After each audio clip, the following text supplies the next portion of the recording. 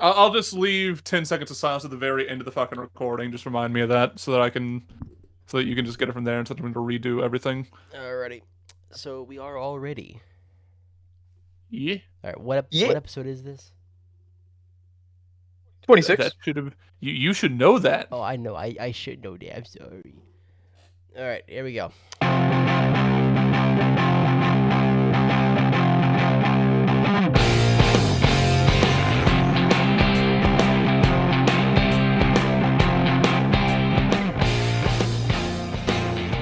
Hello, everyone, and welcome back to the Anti-Think Tank. It's been quite a while since I've been on here. I've been dead. Fucker are you? How did you get into my house? Who is this man? But no, after This is Go on. but after my long hiatus, my long break, I am finally back. And before we get into any jokes, I do want to do a little in memoriam real quick. There's a channel we talked about before on the podcast, by the name of Steve Wallace. It's a good guy, very very gentle man. He had this one friend on his show, on his YouTube channel that he would go camping with and shit like that. The friend's name is Glenn, or he would be known as Crazy Neighbor because they used to be neighbors at one point. Sadly, Steve Wallace had announced that Crazy Neighbor is terminally ill. No. Yeah, so I'm actually very heartbroken about that. I loved seeing both of them camp out, and Crazy Neighbor had a lot of great energy when he would go camping with Steve, and they both seemed like very kind souls, and you know, I feel sorry for the family, so feel sorry for Steve. And I don't have a beer with me or a canned drink or nothing like that, and so I can't crack a step two. But if I could, I would. Fuck Let me- starts a conversation like that. Let me I just, got you know- down. What? Let me crack open some amaranth beer, and we'll just pour one out for old boy. You doing it? Are you doing Hello? it? Are you doing it? No, I don't actually. Do you think I actually own that? Yes. Your silence speaking 1,000 words. No, you know what? How about this? How about you know what? How about for our introductory episode, bringing Justin back into the fold? We have a whole hour, a whole episode where I don't get made fun of once. It's the Ian special. You know, I just You know that's well, fair. not You know, the me special, but just You've been here for quite some time. You've gotten your balls busted. Justin has been dodging them left, right, and center. He hasn't even been watching the episodes. He didn't know what episode was supposed to be. and we talk about you all the time I know. I did watch one on the episode. podcast. So I know. There's one episode you guys are talking about doing things to me while I was asleep. All right. yeah, I did one it of too. I did it as well. Uh, You're clear. Wait, how much do you know? How much do you know about our plans? I don't remember. I just remember seeing the episode and I commented, "I'm sleeping with one eye open, you bastards." Oh, that was early on. Bro is not ready for. He hasn't been watching. He doesn't know the plans. Listen, I'll just say this. If I were to say, the term concert champagne, concert champagne child sleep in bed, What? would this ring any bells? Concert child? What the fuck are you talking about? What? So anyway, Okay. So clearly you didn't. you should So clearly you have didn't watched the watch episodes, and the then you'd know what to episode. look out for. But you didn't, and now you are in danger. And now you're in danger. Terrifying. Anyway, moving on. You're in danger. Moving on. One topic I did want to talk about real quick. It kind of shocked me to see this. It actually excited me a lot.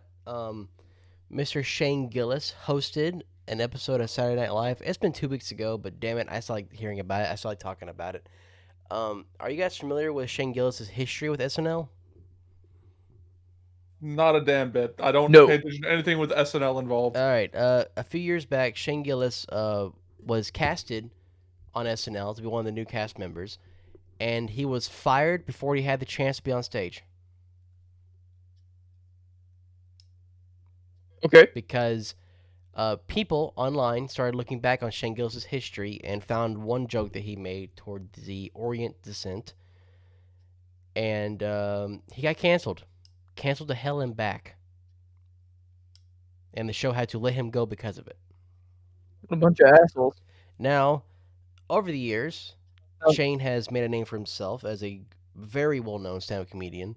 He's really fucking funny, and when I saw him host SNL, and this man went on stage and said the word retard, I knew then there was hope for humanity. Nature is healing. I mean, I'd need context for the joke, but Oh, he legit. I don't. I would need context for whatever he said. He made a joke about how people in his family have Down syndrome, and he specifically mentioned about his niece having it, and one of the biggest jokes was like, "Oh, look at her, she's so cute. She looks like her Uncle Shane." If you look at Shane Gillis, it looked like he could have had Down syndrome, and he fully makes fun of himself about that. But no, the biggest joke. What do you mean he could have had Down syndrome? Is there a fucking cure now? No. Listen. There's a joke that he says saying that, as you can tell, I have people in my family with Down syndrome. As you can tell, it nicked me. It almost got me, but it nicked me. That's his joke. No, that's good. That's good. Anyway, It almost got me. Yeah, barely missed it. Where the retard work comes in was he talked about how his sister, who had the daughter, talked about before they tried it for a child, they adopted two black kids, and then wound up having a daughter that had Down syndrome. And the joke was that could you imagine in preschool a bunch of kids are like, hey, talking to the niece like, hey, you can't hang out with us because you're retarded, and then out of nowhere you have two black kids coming and beat the fuck out of those kids. This was on Saturday Night Live. This was on Saturday Night Live. Nature is healing. That's kind of wild. Like, What about the joke that he got canceled for? What the fuck was that about? I don't remember it. I honestly can't find it. Apparently, he said it during a one live stand-up special. Not special, but just a show, and people went back and looked at it, and it was racist towards... It wasn't like... It was bad. Don't get me wrong. It was really crossing that line between offensive and funny. But, I mean... Yeah. He even started off the monologue for SNL with, like, as you know, I was hired on the show. I got fired, a couple of years ago. Don't look into that, please. I beg of you. I beg of you, just let it be alone, please. But no, like, Nice. He, Bro, I can Chappelle. You should check it out. He even mentions like, people were just kind of moaning at a few jokes, and he's like, "Listen, I have no jokes for TV, okay?"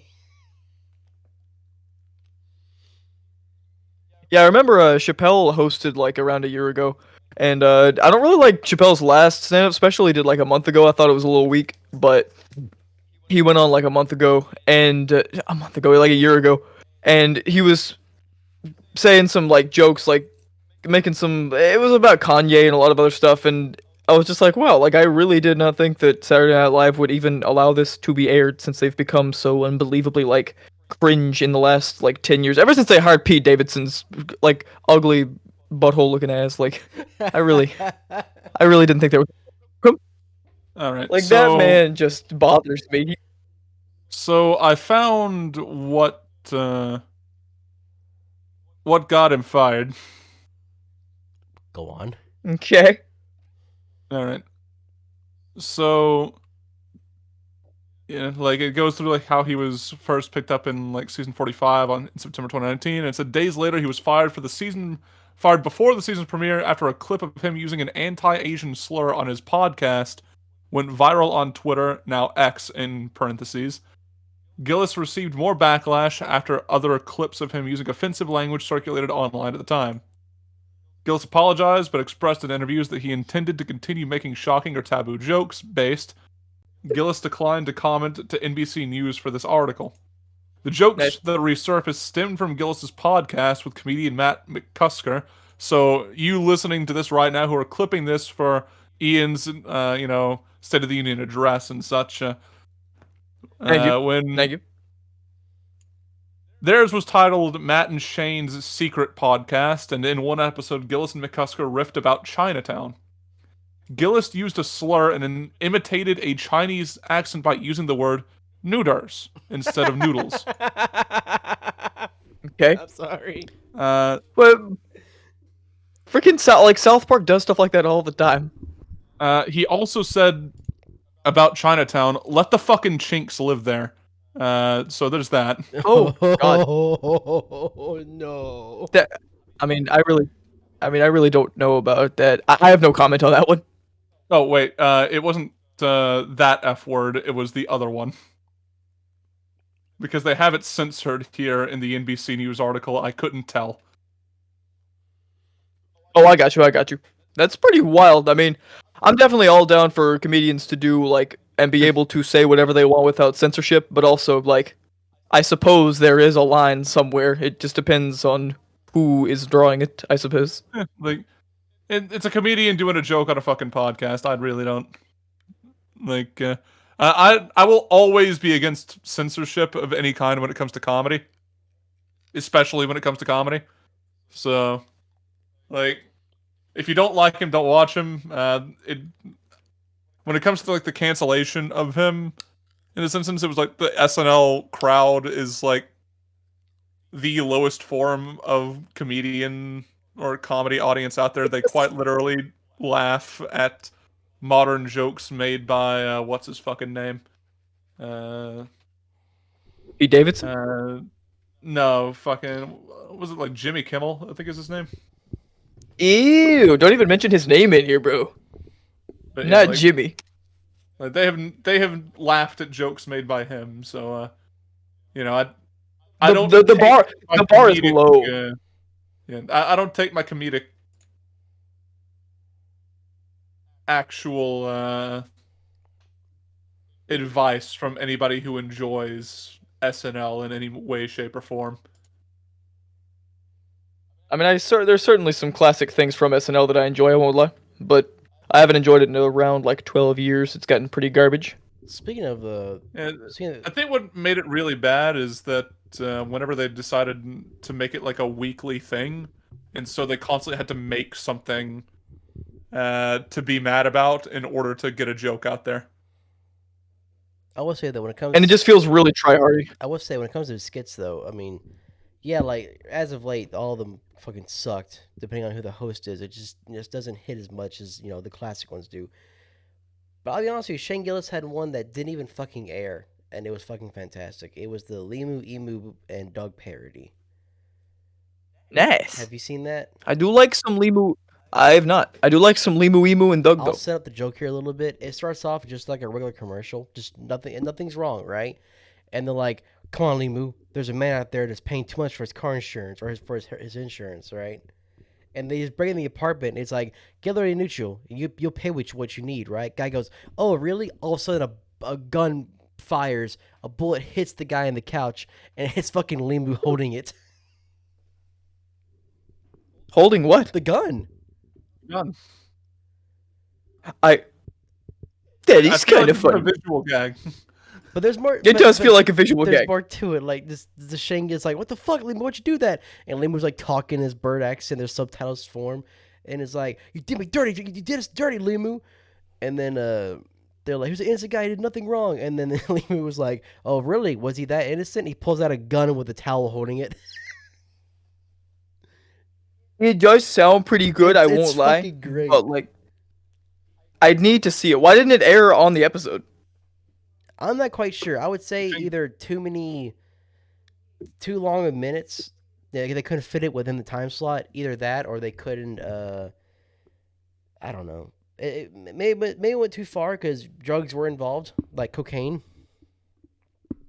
But I don't know. I mean, SNL rarely like, I don't know. They've let a lot of stuff on over the years, but some of their stuff, like back in the '90s, used to be like really, really hilarious. Like, I mean, we've all cracked a few laughs at Chris Farley, the band down by the river. You know what I mean? Yeah. One skit though they also did with Shane that was pretty funny was the Trump shoes, where pretty much it was like a trailer of like a movie about Trump shoes, And the idea behind these shoes is that you wear them. They don't make you good at anything. They just make you lie and say that you are, and you you bet down too hard on it to where people start believing it.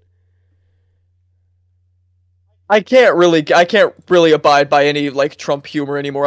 I'm tired of hearing about the man. And he's about to be our next president, so I'm gonna have to get used to it, I guess. I don't want. Speaking of which, I saw that apparently some state dropped all the charges against him, letting him go back into the primary race. Like the Supreme Court ruled that it doesn't fucking matter. Yeah, so now That he can go back onto it. yeah, so now definitely it's gonna be fucking Biden versus Trump, with the possibility of Kennedy showing up too. Yeah, I'm voting third party either way, just because I think we need an alternative. But the real news in politics is that Marty O'Donnell, the creator of music for the Bungie games like Halo, he announced he's running for a seat in Congress. So we could have the Halo theme be an actual American like anthem. I'd love for that to happen. That sounds kind of badass.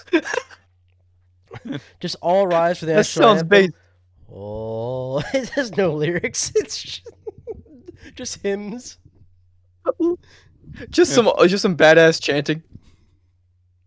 Basically, like he's Sounds never kinda gonna win because he's running as a Republican in fucking Nevada. But Oh, he's fucked. you know, Yeah, he's fucked.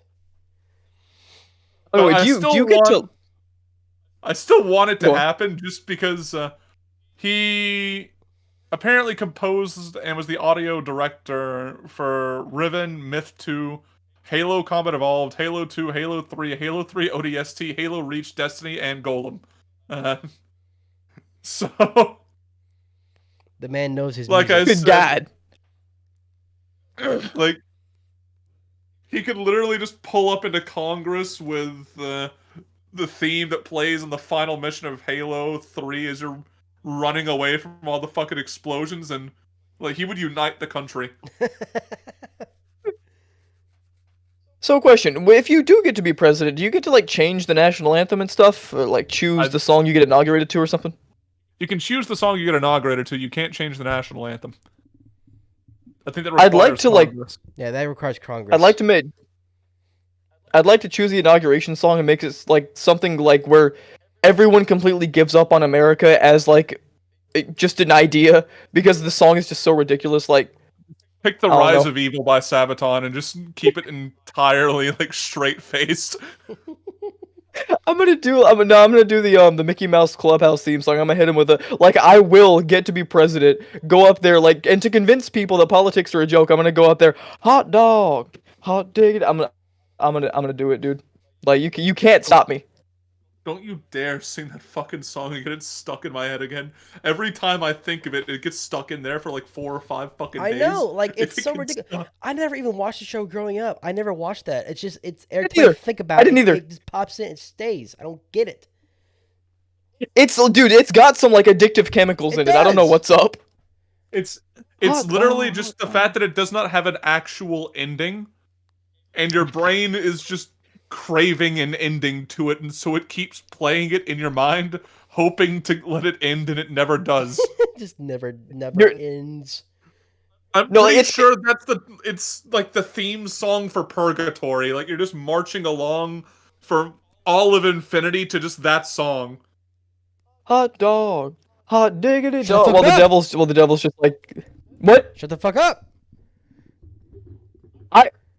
Yo, Justin, we should make a punk cover of it. That would go hard, bro. Hot dog, hot dog. Fuck.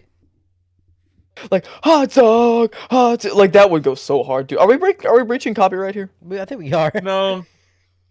No, it's Mm. covered under parody law, and covers are fine anyway. So who cares? When you say covers, like if I wanted to just make a cover of any kind of song and put it on Apple Music, I could do that. You have to pay the artist though. How much?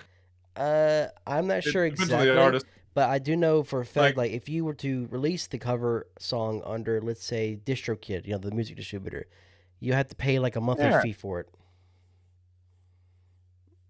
I like the way you think, champ. Perhaps, I'm gonna release a cover of a friggin'. What if I do someone who's dead? Then they can't do nothing. I'm gonna do all the No, John somebody Lennon owns the song. estate. You gotta pay the estate. What if I kill the kids? You only have Hold to, up. We can't leave that in. no, we can leave that in. That's fucked. How far can I go with it? How far can I go with it? Either What if I imprison John Lennon's children, Julian, all of those little bastards, in a well, and then sing sing all of John Lennon's song just out of tune on an acoustic guitar, and I don't know, just like I Hold guess up. I just like end it by shooting them all in Just the head. tell them to put the lotion into the basket or some shit. Don't put them through that. Hold up. You're saying little. You know how old they are now, right? I mean, they're not old enough. I mean, they're not. They may be old, but like I can still steal the music and do what has to be Yeah, done. they're full grown fucking adults. They're probably like closer to 50 now. Well, easy enough. They probably can't run very fast, so have fun stopping me from breaking your dad's copyright law, bitch.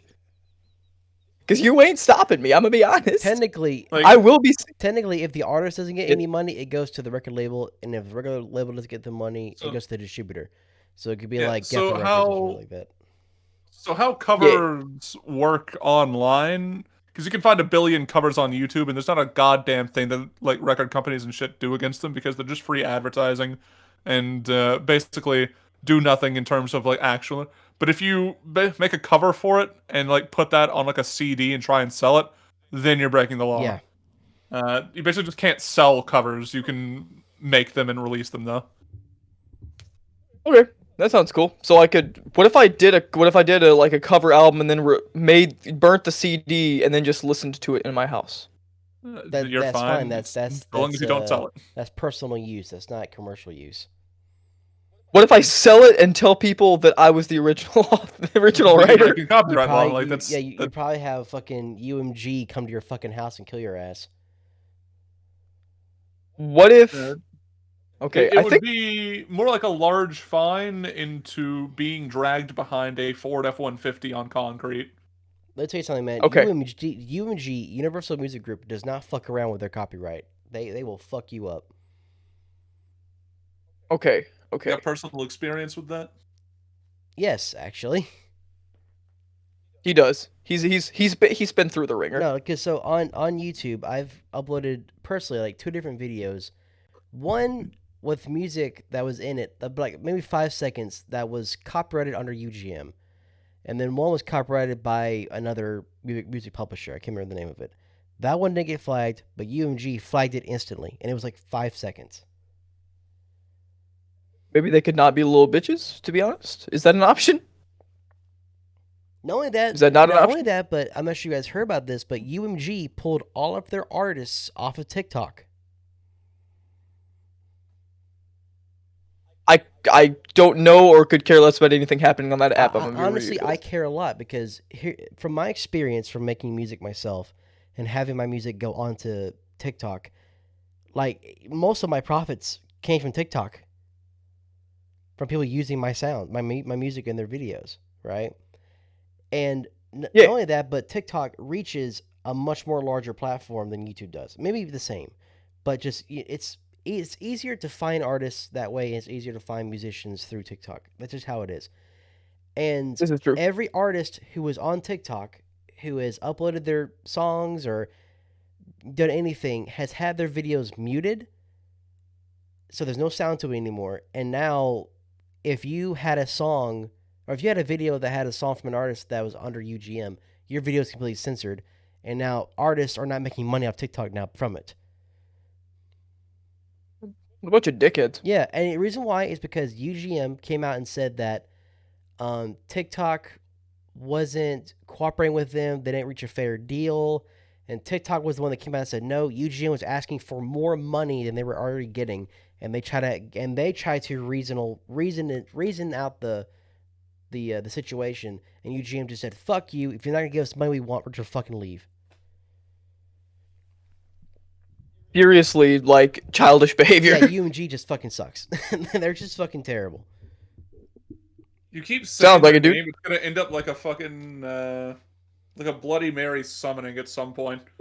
Like, UMG, UMG, UMG, and then they just. They're just gonna sprint to the room and just get you with garrote wire or some shit, dude. But no, that's my calling there. You're welcome. That's my stance on Universal Music Group. They suck. Moving on. I believe you. They do suck, but they ain't gonna stop us from reaching our dreams. Don't stop me now. Don't. That's all I gotta say about that. Me. Cause I'm having a good time. Having a good time. And I'm we digitally distribute this shit. Don't do that. We will instantly be killed. Freddy was having a good time until he wasn't. The whole AIDS thing. Yeah. Whole AIDS thing. Freddy's just in the bathroom getting got by a trucker, having a good time. Oh, stop it. I'm so sorry. I mean, that was the point of the song, Justin. Oh my god. That's what his legacy is for. That's not Ryan. Hush. Freddy did not die so that I could make these jokes. He said, and I quote, "Do whatever you want with my music, just don't make it boring." He would want this. He'd be okay with us doing this, are you sure? Yes. Oh, real quick. Okay, this is incredibly off topic, but speaking of AIDS, right? That's a good way to start a conversation. Do you need support? No. Is this an announcement? No. Are you okay, Justin? I'm fine. But no. The question here I'm trying to ask is, so last night me and Maddie watched Forest Gump. It was her very first time. Okay, this is not a good setup for an AIDS story. No. We were watching the movie. It was Maddie's first time watching it, right? Now, here's the thing. Ow.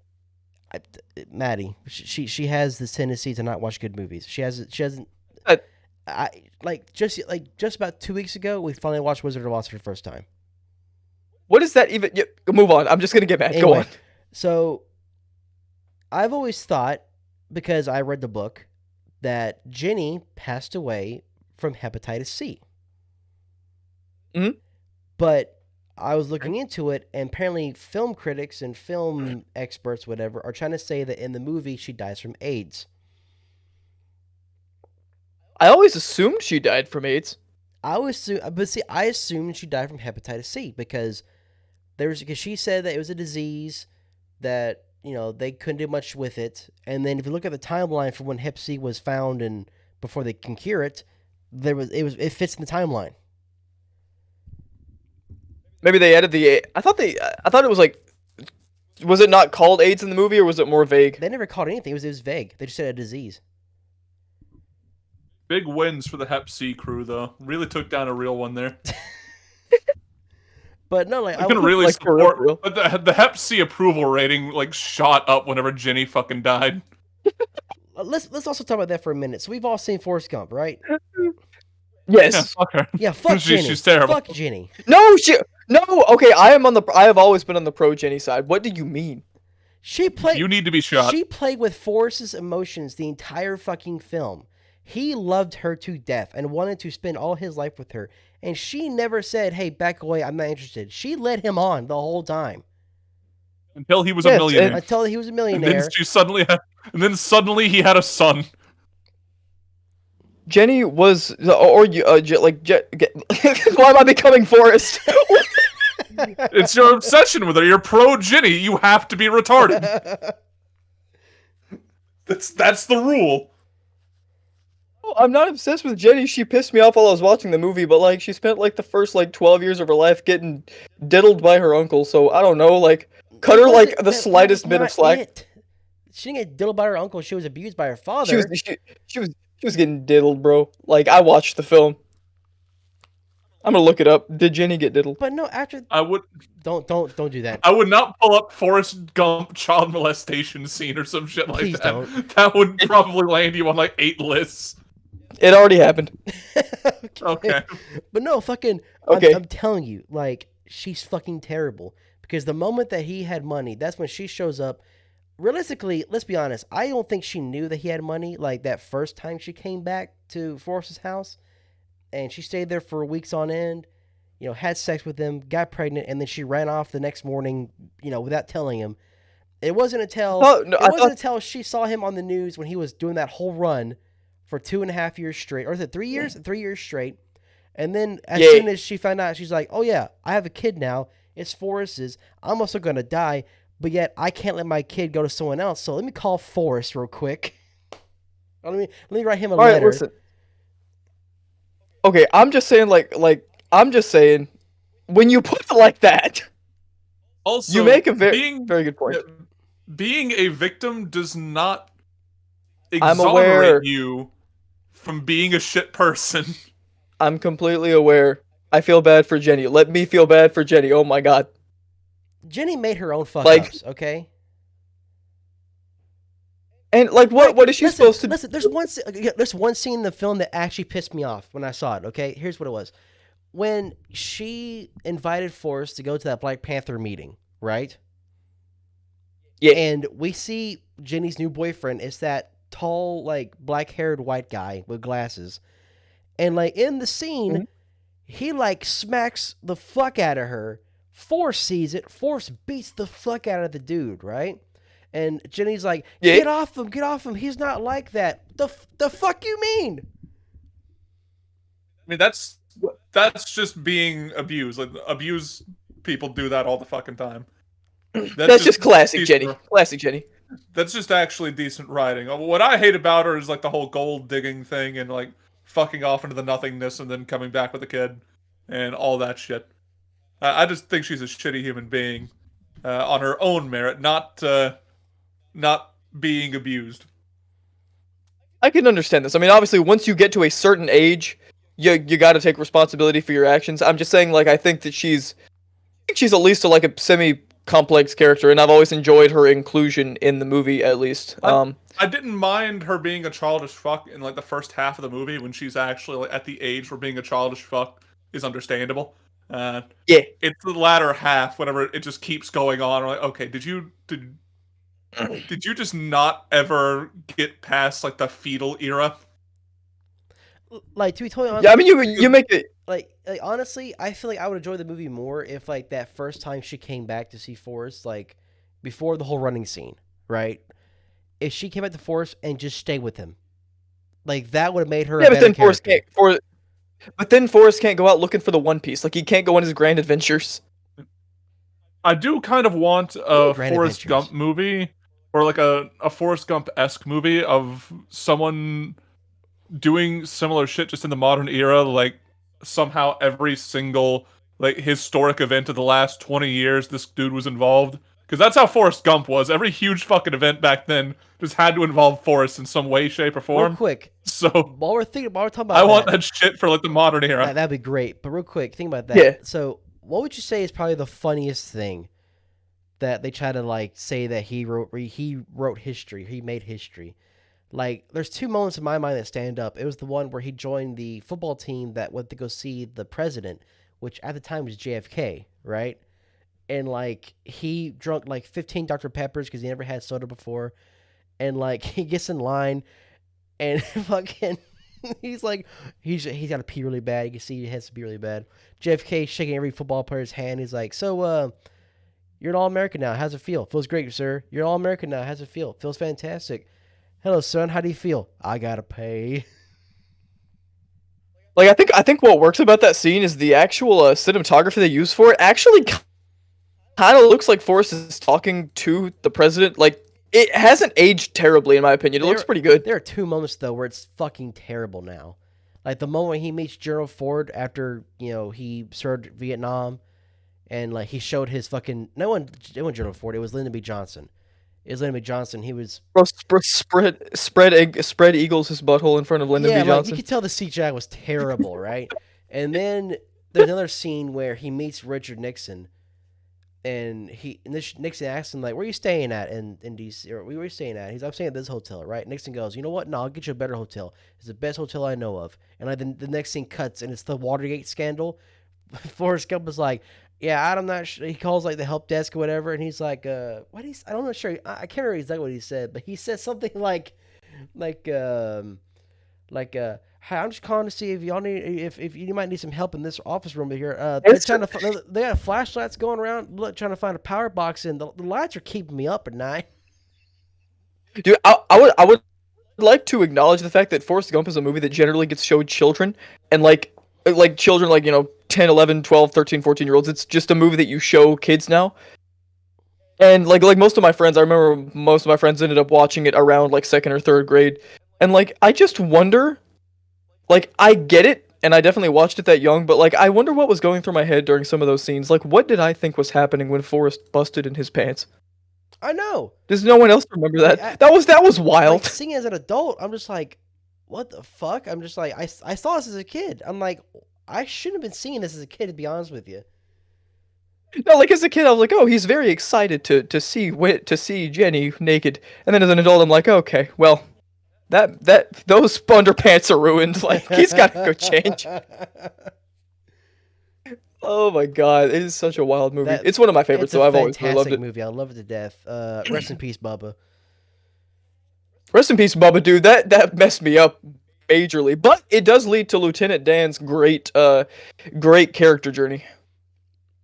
Dude, I'm sorry, but like that scene, by the way, when Forrest and Jenny finally get married, and Lieutenant Dan comes walking up with his new stilts, and he's Bro. got his fiance with him, and like I can't take it seriously when Forrest Gump goes, Lieutenant Dan, you got new legs, and he's like, yeah. You can't take it He's seriously. like, It's beautiful. He's like titanium. It's a aluminum alloy, the same shit they use on the space shuttle. He's like, oh, magic legs. You shouldn't be Are you laughing at Forrest or with Forrest? Because I'm not sure anymore, I'm buddy. laughing at the situation, how he says it. Okay, fine. It's the funniest thing ever. Like I can't take it seriously. Like Lieutenant Dan, you got new legs, magic legs. Okay, stop. Now I'm finding it funny, and I don't want. love it. I don't want to. It's an amazing movie. Me and Ryan had a pretty good conversation just talking about different movies today. And I do want to quickly mention, buddy, that you own The Big Lebowski, and the fact that you haven't seen it is disgusting. It's my favorite film, and I've told you to watch it about 1 billion times. Listen, Get to it. listen. I know I need to.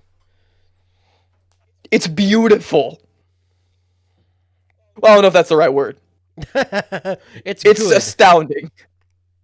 No. Well, beautiful would imply that it has like an emotional thorough through, but it's a completely indescribable movie in my opinion. You just gotta see it.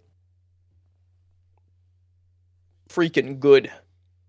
But anyway, I would honestly tell you another indescribable movie, in my opinion, is Napoleon Dynamite.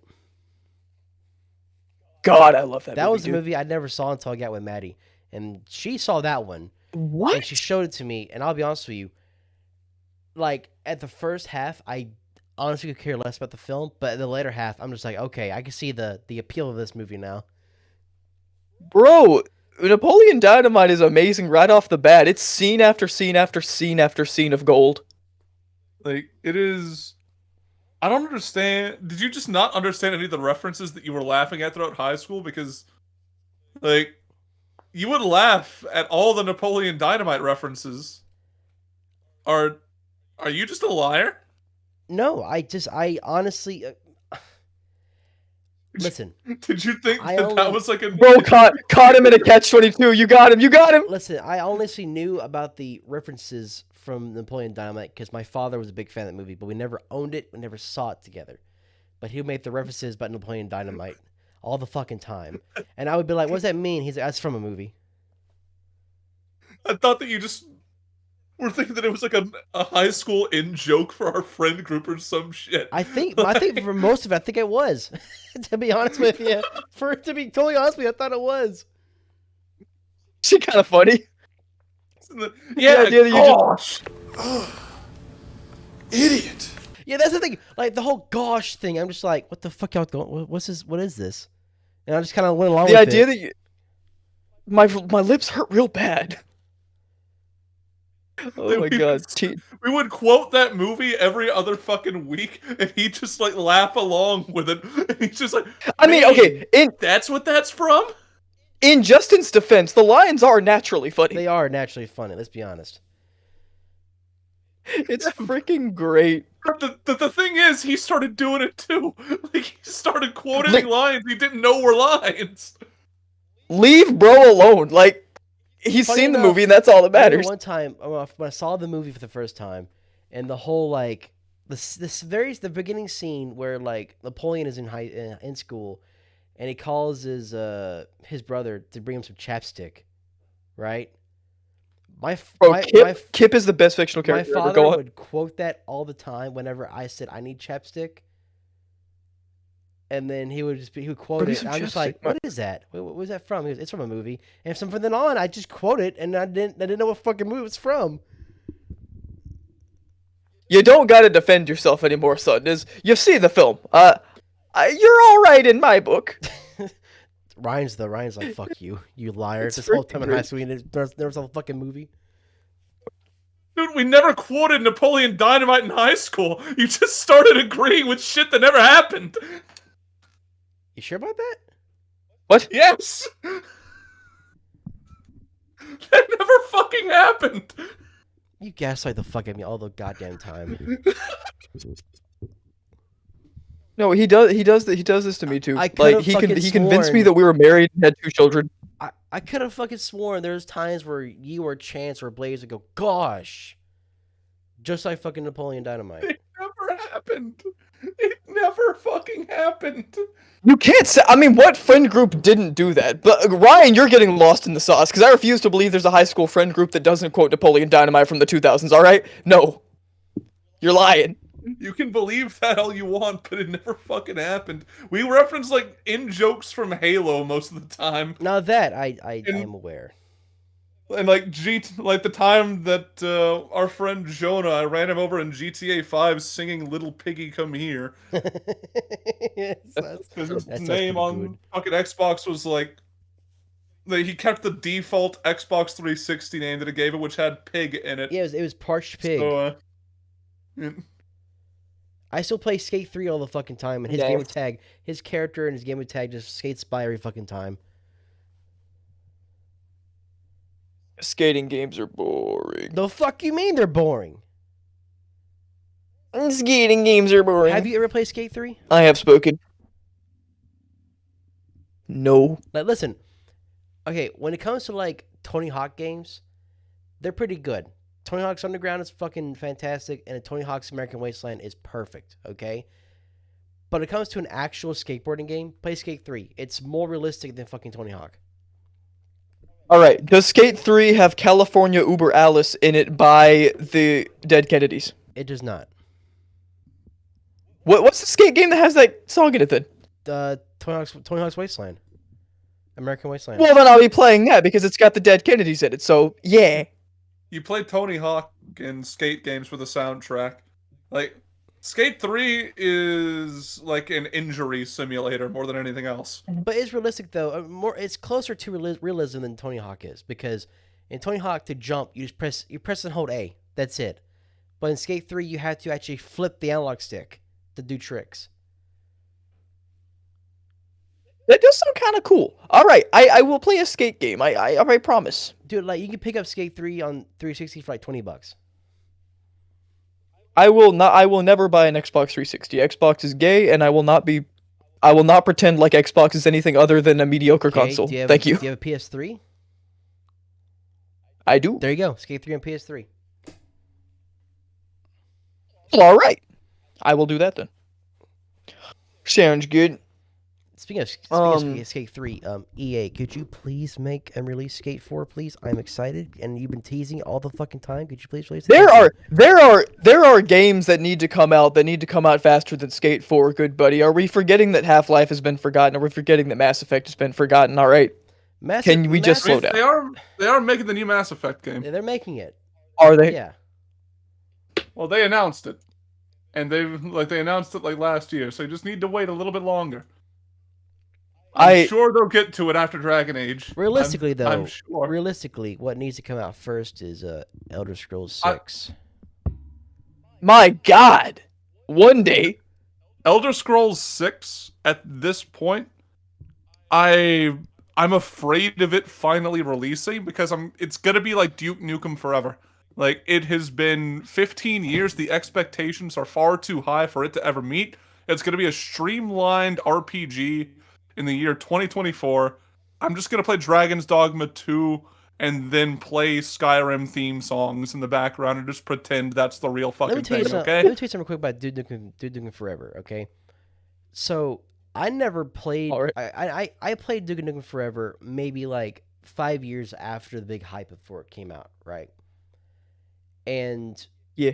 I If you defend that game, I will kill you. I'm going to defend it just a little bit. Where's my gun? Go on. so Put your gun away. so Duke Nukem I Forever, got a knife. Duke Nukem Forever. I'll tell you this: they did the best they could do. And I'm saying the best they could do because obviously some studios just gave up on the project because when you launched that fucking game up, how many game studios logos have popped up on that opening screen? Like 5 or 6? Yeah, it went through development hell. Yeah, That doesn't excuse it being a shit product. I had fun with it. Now, granted, if we're talking about it, You also have fun with somebody taking a cheese grater to your ball sack because that was about the same level of quality as Duke Nukem Forever. again, I had fun with it. But again, if we're talking about like the best Duke Nukem games, I mean, Duke Nukem 3D is going to surpass Forever like a million times over. Like, trust me, there are some bad games out there. I don't consider Forever a bad game. It was a disappointment, but it's not bad. It was a fucking bad You game. know what? Okay, in my opinion, one of the worst games from that era of gaming, from Xbox 360, whatever, was Ride to Hell Retribution. That was the absolute bottom of the barrel. Yes, like you're. Like, It was not as bad as Ride to Hell because Ride to Hell was not even coded. Like, that's the it thing. did not Like, function as a to game. me, a game is bad when it's either unplayable or it's boring. To me, Duke Nukem wasn't boring. It was a fun experience, just not a great one. I can't say anything. It I was haven't played the game. Granted, it was a bad Granted, game. It was. it also depends on the price you pay for it. Granted, I paid $5 for it. This is a factor. So I saw it as like, you know what, it's decent. Granted, if I bought it on release date, I'll be pissed off. I would have. That's a sign of a bad game. Like if it Duke Nukem Forever, it was so bad that it plunged to the $5 mark in like 4 months post-release. Like it was that bad. No one wanted it. Good God. Again, I enjoyed it, but I can see where you're coming from. I've never played any games in the It's- franchise, so I can't say. Hold up. When Duke Nukem came out, it was like Doom with shit talk. Like that your guy ran around and like started saying like off the wall shit, Well, not and only that's that, where the fun but came Duke from. Nukem 3D was actually And- more technically advanced than Doom was. Yeah, and then Duke Nukem Forever was set to come out, and then it just didn't for like 10 to 11 years until finally it released, and it was just a hot, steaming pile of garbage. The funniest, one of the funniest things, not in like a good way for Duke Nukem, but like in one of the worst ways for Duke Nukem was that, what was it? So in Duke Nukem 3D, Duke wears armor. You can actually pick up armor and pick up other shit for it, right? And Duke Nukem Forever, they take a stab at Halo because they're like, all right, Master, here's your, all right, Duke, here's your power armor for you, green power armor. And Duke Nukem goes, what did he say? He said, power armor is for pussies. It's like, Duke, did you not wear armor in Duke Nukem 3D? Like, is this a game that needs to be making fun of another franchise? I don't know. I simply don't know. It also made fun of Doom back in Duke Nukem 3D, and that was it was a kind of fun joke, because like in a secret room you could see the Doom guy being impaled, and Duke would say like, "Damn, that's one Doom Space Marine." This does sound intriguing. I may play a Duke Nukem game yet. You can pick up Duke Nukem We'll see. 3D on Steam for like $20. Bold of you to assume I'm not homeless. A very bold assumption of you. Granted, you're not homeless, but then again, you don't own a home yourself. This is true. This is There true. you go. Yeah, I'll play it. I'll definitely play it one day. I mean, it's a pretty iconic franchise. Hey, we want to talk about an overrated game. Freaking Doom Eternal. Dude, I hate that game. I got it day one. I want to kill you. This is a joke. This is a joke. I'm about to This is say, a joke. One of my favorite probably my favorite franchise other than Red Dead Redemption is Doom. Don't you? No, Doom Eternal. Doom Eternal is some of the most fun I've ever had with a video game. It was a borderline religious experience. Speaking of Doom Eternal, COVID had just happened and everything. It was great. speaking of Doom Eternal, Not COVID wasn't great. I But think I'll go and tell a story right blah, now. blah, blah, blah, blah. On Doom Eternal, so Limited Run Games had this little pre-order thing you could do about a year ago for the Switch version of the game, and I keep forgetting how long it takes for Limited Run Games to release their shit because like it came in about a couple weeks ago. Keep in mind, this is a year after they announced the pre-orders, and when it came in the mail, I totally forgot I had ordered it. Yeah, it was a nice little surprise. It's like it's kind of like me finding that warhead under the couch with the hair on it. A nice little surprise. That's not a nice little surprise. It's the same thing, dude. It's the same thing, just for different levels. Just for people with different levels of, I don't know, acceptance of what can be a surprise, of what can be a nice kooky little thing. I enjoyed it, but I gotta imagine that thing ran terribly on Switch. I'm sorry. No, it's pretty good. It's just instead of 60 frames, it was 30 frames, which I mean, it's whatever. 30 frames per second. I don't even care about graphics that much, but just the idea. Like, why would Nintendo even try? I love Nintendo to death, but they need to calm down. It wasn't Nintendo's decision. That was id Software's decision. You think Nintendo makes Doom? I mean, they accepted a port onto their console, Listen, so my respect for them went down. Doom, we'd be fucked. I don't know. That's like letting Bungie let go of Halo and giving it to 343 Industries. Nintendo making Doom is just Metroid. Like that's all it is. And Metroid is the best like gaming franchise of all time next to Zelda. So you know, potato. When did we get a new Metroid Prime or is that a re-release? It was a re-release. It was a re-release of Prime 1. We need a new Prime. Still fucking good though. They did announce a new Prime, but it's been like 4 years since that, and I'm just gaslighting myself into believing it's still in development at this point. No, Prime 4 will release December of this year. I know I said I stopped following leaker culture back in like the 3rd episode of this podcast, and I'm trying really hard, but a lot of really reputable leakers who were right about a bunch of stuff said that Prime 4 is releasing December of this year for the holiday season. And Nintendo doesn't have anything else planned for this year. No Mario, the last Mario game came out last year, last Zelda came out last year. It's the year of Metroid, baby! Let's go! Dude, like, Metroid Dread was already, like, fucking amazing. Oh my god.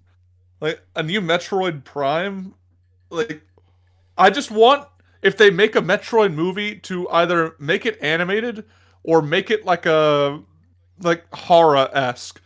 Don't pussyfoot the fucking Metroid series. That shit is horrifying in the lore. Yeah, no. Metroid is absolutely it's terrifying. And the games actually do evoke a legitimate fear. Like there are sections in Metroid Prime 2 that I cannot play in the dark without like looking behind my shoulder. It gets creepy. I sadly have only played 3 Metroid games my entire life.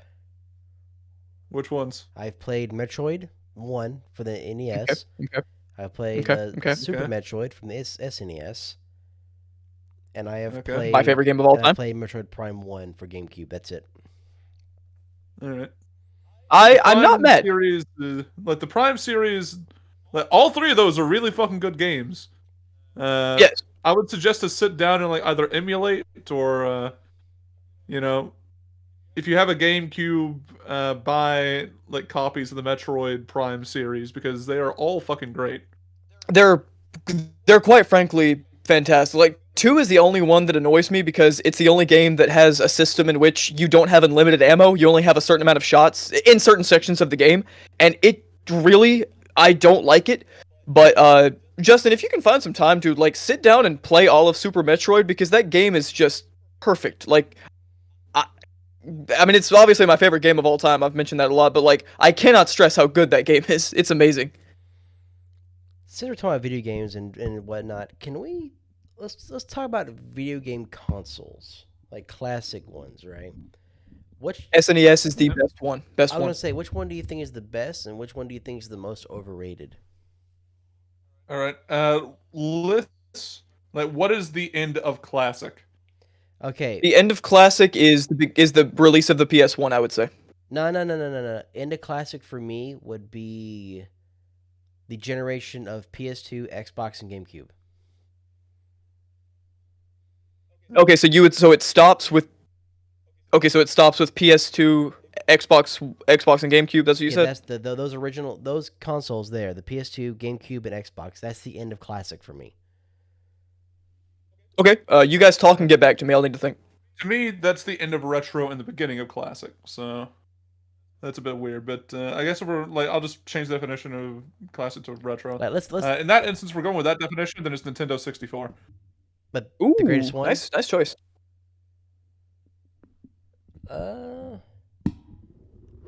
For All right, let's. This is interesting because I'm still gonna stick with Super Nintendo, but like that's really interesting for me because that means that like with Super Nintendo you get Link to the Past and Super Metroid. With N64 you get Mario 64 and Ocarina of Time. So you can't really go wrong with either console. Yeah, like Nintendo 64 was like the first jump into 3D graphics for Nintendo. It was like the benchmark console for a little while, not in terms of hardware, but for like what makes a console successful, like exclusivity in terms of like you had big hitters like Donkey Kong 64, you had the Banjo-Kazooie series, you had Ocarina of Time, Majora's Mask, Star Fox 64, like all these fucking fantastic titles just attached to the Nintendo 64. I think a gaming console can only be as good as its library. Like, This is true. This is true. because if you're trying to rate consoles based on hardware, then Nintendo probably loses every race because for some reason they just refuse to give good hardware for their consoles, aside from the Super Nintendo for its era. Yes. And then, like, but at the same time, Nintendo usually has like the strongest exclusives in each generation. And granted, that's because they refuse to let go of any of their first party titles, but you know, sucks to suck. They got in the game first and they got fucking Mario, Zelda, Metroid, all the fucking good ones. I just wish they'd release a fucking Star Fox. I know, but I personally please, have no I connection need to a Star new Star Fox. Fox. And I'm not counting Star Fox I got- Wii U. Star Fox Wii U fucking is terrible. Anyway, I got no connection to it personally. so for me, I can agree with that. Yeah, Justin, what's your favorite? for my personal favorite, and this is gonna sound weird, and I have a good explanation for this. Okay, I personally think the best gaming console from this timeline that we're given is the Nintendo Entertainment System, and here's my reasoning why. Here's my reasoning why. So, Okay. A lot of our favorite Nintendo classics have started on that system. We're talking Super Mario Brothers. We're talking about Metroid. We're talking about even Donkey Kong himself made an appearance and popularized on the NES. The NES historically has saved gaming. Yes. I mean, And its library is legendary, but like it's a if we're large talking library too. It's a very large and legendary library. And if I could, real quick, I'd like to give you a list of games that I particularly enjoyed that are either hidden classics or just, the ones that we all are aware of and we all know how they are. Let me pull up. what if the first letter of every title you give us like spells out a message? No, it's not gonna be like that. I'm not that It clever. spells out "Help me." They have a gun to my head. No. Help me, please. Anyway, They keep making me play the Nintendo. we have great games here. It's just Nintendo. It's just Shigeru Miyamoto in your house with a gun to your head. No. So we have great games Go here on. like Battletoads. Battletoads is not a great game. It's difficult it's for the fantastic. simple fact of being difficult. Okay. Anyway, All right, we have, Bucko. Battletoads is not- we have the three. It is Go ahead. Is what? like, Battletoads is literally just remembered for being a difficult game. It was never fun. Like, let's get that straight right the fuck now. Anyway, moving on. I tried playing it once and almost killed myself. Anyway, we have. If you want good NES titles, you say shit like Kid Icarus, Mega Man. Well, I'm like, getting there. Well, I'm original getting- Metal- Let the man cook. I'm getting there. Let the man cook. So for Let the man cook. Hidden Go on. Gem, for me personally, we have Blades of Steel. It is a hockey game that was made Never by played it. Konami, where they allow you in certain situations to beat up other hockey players. Like actually Hell get in yeah, fist hell yeah. fights. It's fucking fantastic. We have the original Castlevania trilogy. Mm. I love I Castlevania. I do not like Castlevania until we get to Symphony of the Night. Then they're cooking. Like then they're cooking me Symphony of the up Night's some fantastic. fine I'll give meals. you But right. Symphony of the Night is fantastic, but there's something special about the first Castlevania for me. Um, so really quick thing. I love how in Symphony of the Night you can just like the game gives you so much freedom that if you just stumble upon like the knuckle dusters like really close to the beginning of the game, you just win the game early, and I love it. Anyway, go on. we have Contra, another good Konami classic. Let's see Yeah. here. We have Kirby had his very first introduction to the system, Kirby's Adventure.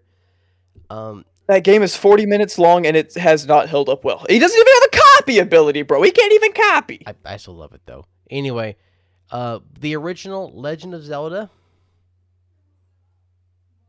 I got a soft spot Right. for it. I've beat It's- it twice and I Uh, soft spot for it. Yeah. For the era, it's good, but it's it's the first one, and it shows. Like it has almost none of the mechanics that make what you think of as Zelda Wait, Zelda. Oh wait, I'll say this. I think the original Legend of Zelda has held up better than the original Metroid. Yeah. Yes, definitely. I'll say that. But also Uh, on NES, I think what my favorite game on the system personally is Mega Man 2. Mega Man is just so difficult. It's difficult, but there's Alright, a level of so there's a can, level of enjoyment there that I do appreciate.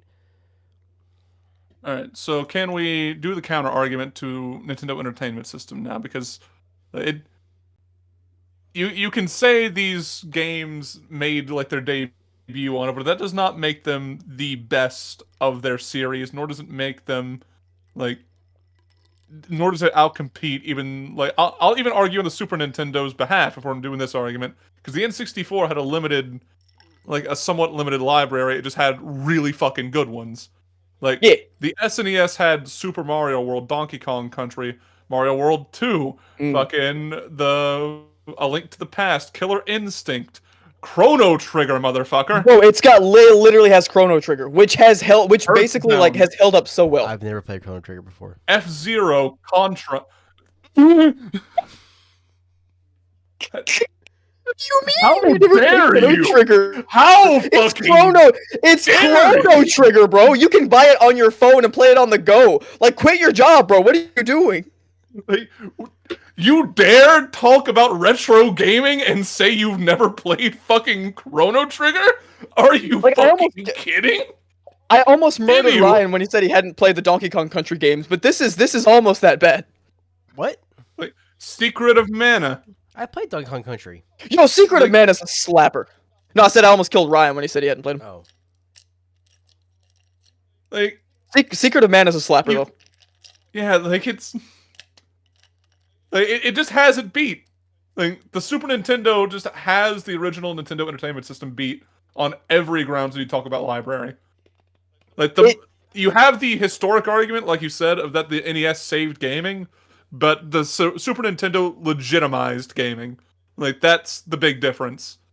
Like without the Nintendo Entertainment System, we likely we would eventually have home consoles, but the NES like started the market. But the Super Nintendo Entertainment System legitimized it and made it like a permanent fixture in entertainment. That is the way. That is the way that understand that. I I view it. respect But that. there are a lot of people who think like Justin, like, well, I know, like my dad never played any Super Nintendo games. He stopped after the original Nintendo. He thinks the original console is the best. So like a lot of people just really like 18-bit as opposed to 16-bit. I don't know. Like, I suppose Tales I of get it. Fantasia was really fucking good. Like, I could go on and on about real quick, let's that shit. let's But talk about what we think is probably the most overrated console of this this timeline that we have. The Xbox One, the Xbox 360, the original Xbox, the final Xbox that came out, that weird ass mini fridge they tried to sell people. No, I have an actual answer for this. I don't think like. Well, remember, the era that we're talking about ended on the release of Xbox, so we can't include them in general. I disagree with you on the Xbox 360.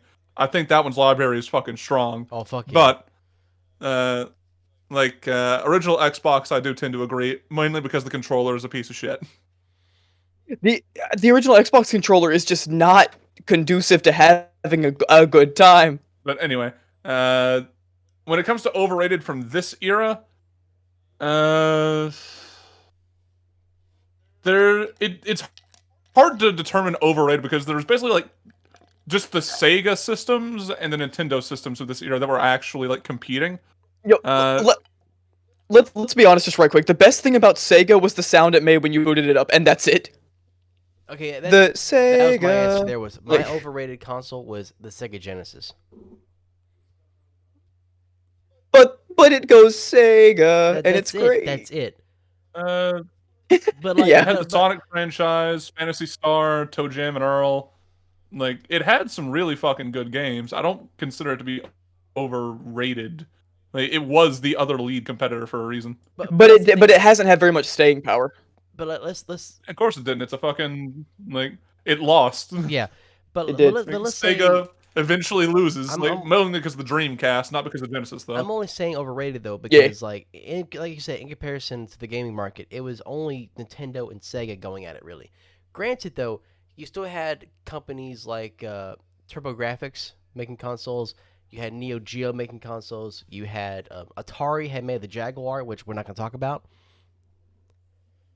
But like when it came to That like the Atari systems have to be in the overrated conversation because they get brought up like by elitists like trying to compare them to like Sega and but Nintendo that's systems. elitist though. That's not the And they're awful. They're awful. They're not overrated though because there was never a major popular outreach for them. Like when I was growing up, when my brother was growing up, when I ever mentioned Atari 2600. whenever I mentioned, overrated, or whenever I mentioned like classic consoles, I never hear Atari Jaguar. Like I only hear Atari 2600, which I believe deserves its respect on the totem pole for great game consoles. Not because of the library, not because of in comparison to today, but because of what it did. It brought gaming as a fandom, or it made gaming possible, and it was the first example of gaming. Granted, it did not keep it, and it kind of ruined it, but I still believe it deserves a spot on the totem pole.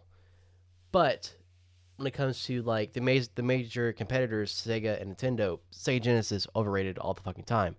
The only thing Genesis had good, in my opinion, was the sound chip. The music on Sega always sounded better, but gameplay wise, Okay, no, this is a point. That's a good point. Sonic 1 has an amazing soundtrack.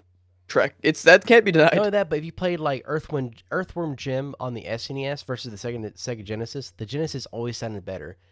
Granted, the controls and how the game felt and played and how they looked on the Super Nintendo was so much better. Yeah, I can see that. I mean, for me, like that also comes down to composer. Like, I would like to have this conversation at a future date, but like, it is quite like. Let's just take a moment to be astounded by what some of these composers were able to do with like the really archaic sound chips back in like the late '80s and early '90s. What they were able to create on some of those things, like it really is impressive. I'll also say this too when it came to the Super Nintendo versus the Genesis.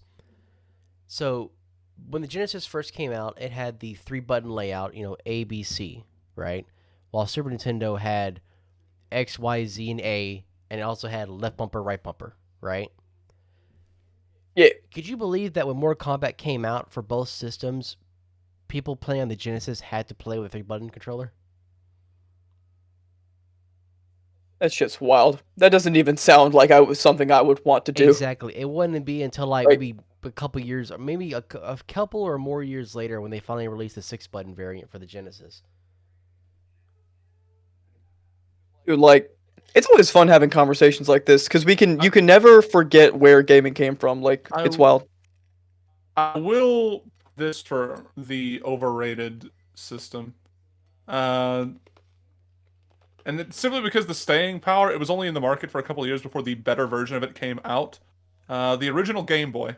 The library for it was decent, but when the Game Boy Color came out, it just completely and totally, like, overruled everything about the original Game I Boy to the wouldn't point where it was say it's completely irrelevant. overrated, only because the Game Boy did last so long. The original Game Boy, as we remember it now, was manufactured in 1986, and it wasn't discontinued until before the GameCube release. My thing is like I'm thinking in terms of if I was a kid back then and I had this device, if I had this on the go, like on the school bus or whatever, are there games on it that I would have fun with? And I've played a lot of Game Boy games, and I'll be honest, if I was on the school bus, I'd rather just like talk to my friends. Like I don't know. some of those games just do not hold up very well. I mean, you've got Link's Awakening. Link's Awakening's a slapper, I so actually ended it's up got looking that. back at it. It was like a 9 years between the Game Boy and the Game Boy Color. But I do tend to agree that the Game Boy games were very, very fucking simple and oftentimes not Not to exactly I the bits. would say best. that the biggest highlight for me on the Game Boy would have to be the Donkey Kong version on Game Boy. Because like the first three levels were just like the arcade, just how they were, right? And then as soon as you finish those three levels, it Mhm. then opened up into a world format, just like Super Mario World. I did not know that. I've just never really been a fan of the OG Donkey Kong. When it becomes a platformer, it becomes my shit. But before that, I'm not a huge fan of the original game. I would check it out Like if you get a chance to when it play it. It's comes it's great. to Yeah, when it comes to the original Game Boy, like its original launch titles were like Tetris, Alleyway Baseball, and like Super Mario Land, I think. Oh, and tennis. It does eventually grow a decent library. Like gets like the Pokemon series starts on there. I personally never played a Pokemon game, but you have to give it the shout out because it does start out as being like, for the era, really fucking good. It doesn't yeah. I mean, change at all for the next 20 years, but it started out really fucking good for the era. I will say like I can't. uh, I will say I originally did start out playing the first Pokemon on the Game Boy original because my brothers had it, and I'll be honest with you, it was good. I liked it. I enjoyed it. We didn't have any friends that could like do the whole. I'm not sure if you guys remember this, but remember how you would connect four Game Boys or two Game Boys together? Go on. It was It was a cable, right? yeah, Yeah. it was a link cable, and like you could connect two Game Boys together. That way you can trade Pokemon and shit like that. Which keep in mind that shit I is mean, that is kind of revolutionary. innovative. You can't have that. That is true. They would do the same thing with the Legend of Zelda Oracle games. You could connect. You could buy the game. Two games that were connected, kind of like a Pokemon game. You finished both of them, and then you used the cable to connect it to two separate devices, and then you got the real final boss. Which like that's just cool. Speaking of Legend of Zelda, they have a very rare game. I want to say it is. I want to say it's Four Swords for GameCube. You're thinking about Four Swords Adventures, and I found it in a pawn shop for like upwards towards $300. I bought it and played it, and it's not bad. But no, but It's like not the great. rare It's part not of it bad. though is like there's a connector you can connect your Game Boy Advance as the controller to the Game Boy or to the GameCube, and like let's say it's a four-player deathmatch sort of thing, and like you can have your Zelda, your Zelda. I'm fucking retarded. You can have your Link go into like a building or like a tunnel, and like to be able to see that tunnel or building you're in, you have to look at your Game Boy Advance. Yeah, no, That's I didn't that's do the one that that I was part, but thinking of. Like Game Boy Color got overruled by Game Boy Advance. Like that. That's the console that I was thinking of. Was like completely and totally irrelevant. Was the Game Boy Color Yeah, about to actually? say I yeah, got them completely fucking mixed up. yeah. Game Boy Color didn't But the last long Game at Boy all. Color was completely and totally useless compared to the Game Boy Advance because it came out like 3 years afterward, and there was just no point to the Game Boy Color. We also have to give credit to the Game Boy just in general because the Game Boy went through four different iterations. It had the Game Boy, Game Boy Color, Game Boy Advance, Game Boy Advance SP, and it wasn't until the SP when they finally put a backlight in the fucking console.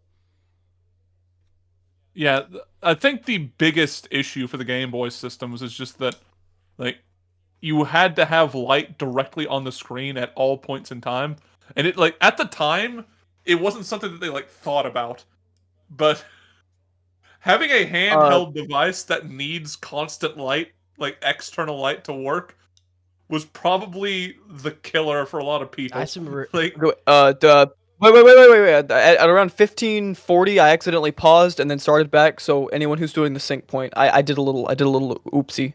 Go on. good luck with that, Justin. Glide Okay. it back. Yeah, thank you. Anyway, I remember growing up with my Game Boy Advance, and we had the little fucking attachment light you had to plug into the top of it, and like the light would be so shitty. Like somehow the light was shined down on the screen, and the screen was so glare.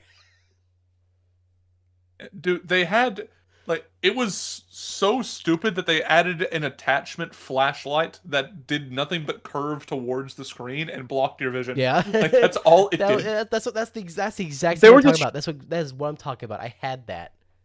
It was fucking terrible. That is wild. My childhood was the DS though. Like the OG DS has a great library, dude. Oh yeah, The DS and Nintendo the DSi. DS They're great consoles. and Yeah. the DS. Like, I had never owned a handheld console until this, like, technically the Nintendo Switch, which is like one of the most technical I own a handheld because I never used it as a handheld. But like, I can respect the libraries and the actual game design that happened for each of the consoles. The Nintendo DS is the first handheld that I thought was like a console with a purpose. Uh, if that Yeah, makes dude. sense. It's got like Mario Kart DS is great. It's got I personally really enjoy uh Phantom Hourglass and Spirit Tracks, which are the two like most often shit on Zelda games, but I think I really enjoy them for Pretty what good. they are. So I think there's good stuff on there. And like, at least storyline wise, I enjoyed both of them. I never got to sit down and play them. I just watched them on YouTube. But like, Oh yeah.